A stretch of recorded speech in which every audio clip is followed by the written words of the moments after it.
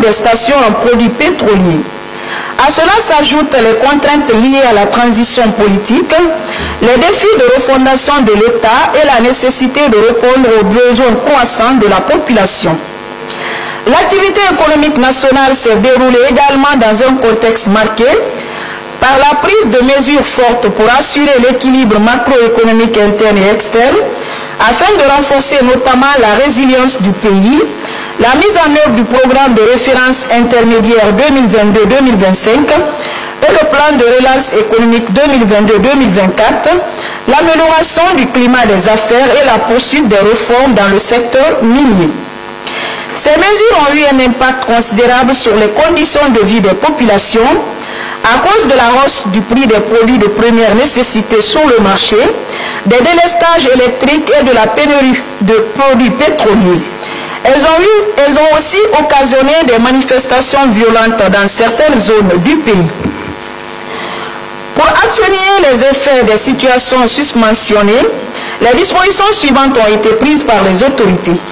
Il s'agit de l'intensification du dialogue entre les acteurs politiques, la facilitation de l'accès aux produits pétroliers, la mise à disposition des intrants agricoles à des prix accessibles aux agriculteurs, l'amélioration de la desserte en eau et en électricité, la diversification de l'économie nationale en vue de développer d'autres secteurs porteurs de croissance, la facilitation de l'accès au crédit pour encourager la consommation et l'investissement, l'expérimentation des produits de substitution à la farine de blé pour réduire la dépendance alimentaire.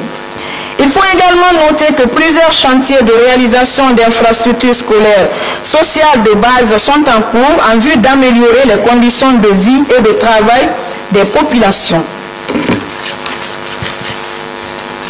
En 2024, l'économie guinéenne devrait enregistrer une croissance de 4,2% selon le scénario optimiste contre 3,6% pour le scénario moins optimiste et une prévision de base de 5,4%. Cette variation pourrait s'expliquer par le ralentissement des activités au niveau des secteurs économiques à cause des difficultés rencontrées dans l'approvisionnement en produits pétroliers. La ratification récente de l'une des plus grandes conventions minières au monde, le Simandou, avec un capex de 20 milliards de dollars d'investissement attendu à partir de 2024, ce qui ouvre des perspectives d'emploi pour plus de 600 000 jeunes guinéens.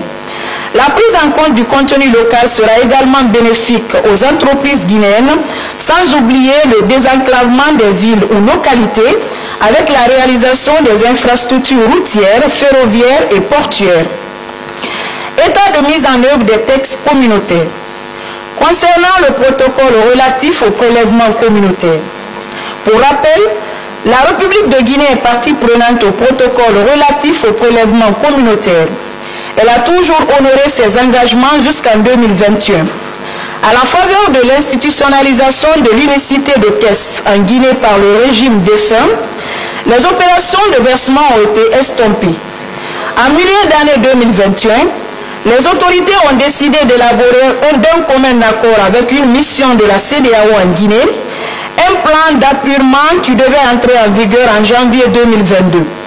Les travaux d'élaboration de ce plan d'appurement avaient mis en synergie des experts de la CEDEAO en charge de prélèvement communautaire et des experts guinéens de la Banque centrale, de la douane, du Trésor public et de la direction de l'intégration africaine qui est en charge de la gestion du Bureau national de la CEDEAO en République de Guinée. À la faveur de la prise de responsabilité par les forces de défense et de sécurité le 5 septembre 2021, suivi des sanctions de la CEDEAO, la mise en œuvre du plan d'appurement n'a pas prospéré, ce qui a entraîné de facto le cumul des aérés de versement. Suite à la levée des sanctions et à la visite du président de la commission de la CEDEAO au mois de juin 2024 en Guinée, les autorités guinéennes sont en train de travailler en rapport avec toutes les parties prenantes nationales à l'étude diagnostique de la situation des prélèvements communautaires et à l'élaboration d'un nouveau plan d'appurement qui prendra en compte les impératifs économiques et financiers que le pays traverse, mais également le respect de nos engagements internationaux vis-à-vis de la CEDEAO. Nous osons espérer qu'au cours des semaines ou mois à venir, nos experts pourront présenter au gouvernement un document consolidé pour validation avant de le transmettre à la CEDEAO pour son opérationnalisation.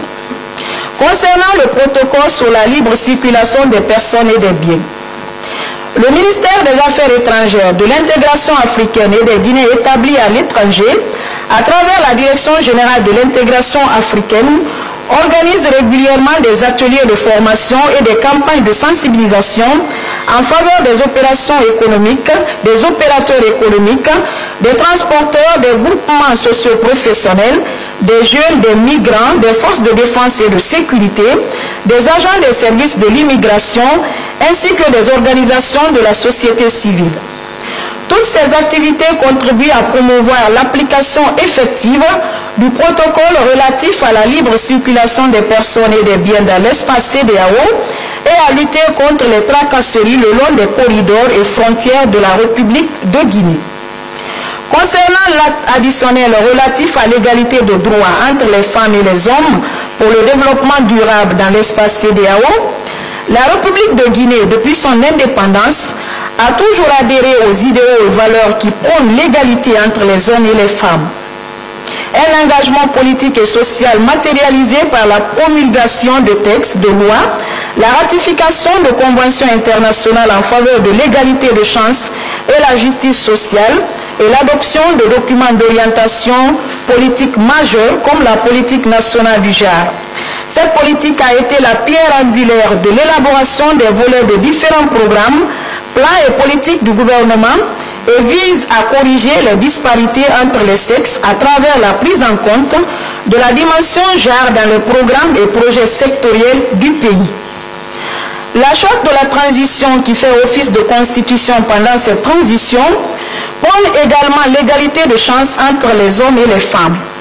Le Code civil et la loi portant régime de l'état civil présentent également des avancées et innovations très importantes pour le statut de la femme. Ils permettent par exemple aux femmes de travailler sans demander l'autorisation à leurs époux, ce qui n'était pas le cas avant. Aussi, en cas de divorce, le partage de l'autorité parentale s'applique. Dans le même registre, la femme n'était pas autorisée à déclarer la naissance de son enfant à l'état civil. Elle pourra désormais jouir de ce droit. Les mariages coutumiers et religieux sont désormais reconnus par la loi, ce qui met dorénavant les femmes, surtout les veuves, à l'abri des injustices et des violences. Une proposition de loi instituant la parité entre hommes et femmes pour l'accès aux fonctions nominatives et électives est en cours d'élaboration au Conseil national de la transition. Cette loi, si elle est adoptée et promulguée, pourrait contribuer à l'émergence des femmes en politique et favoriser leur représentativité aux instances de prise de décision. En dépit de cette volonté politique affichée par les autorités guinéennes et les efforts déployés, il existe encore des contraintes non négligeables et qui se traduisent par des facteurs socio-culturels et qui ont un impact sur l'émancipation de la femme guinéenne. Je ne saurais terminer sans vous exprimer au nom du peuple de Guinée nos vifs remerciements pour l'accueil chaleureux que vous avez réservé à notre délégation. Nous réitérons notre sollicitation de votre appui constant et de votre accompagnement en cette période cruciale de notre histoire.